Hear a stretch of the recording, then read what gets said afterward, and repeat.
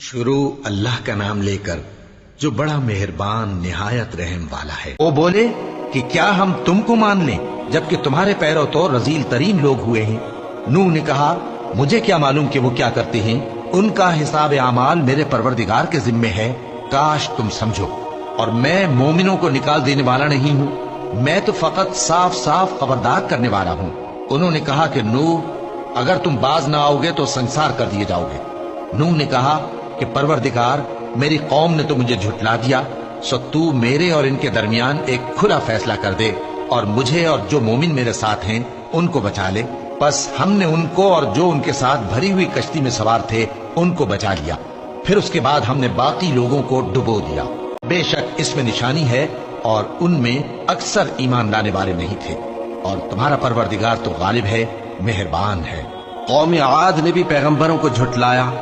جب ان سے ان کے بھائی ہود نے کہا کیا تم ڈرتے نہیں، میں تو تمہارا امانت دار پیغمبر ہوں، تو اللہ سے ڈرو اور میرا کہا مانو، اور میں اس کا تم سے کچھ بدلہ نہیں مانگتا، میرا بدلہ رب العالمین کے ذمے ہے۔ بھلا تم ہر اونچی جگہ پر فضول نشان تعمیر کرتے ہو اور محل بناتے ہو کہ شاید تم ہمیشہ رہو گے، اور جب کسی کو پکڑتے ہو تو جابرانہ پکڑتے ہو۔ تو اللہ سے ڈرو اور میری اطاعت کرو، اور اس سے ڈرو جس نے تم کو ان چیزوں سے مدد دی جن کو تم جانتے ہو۔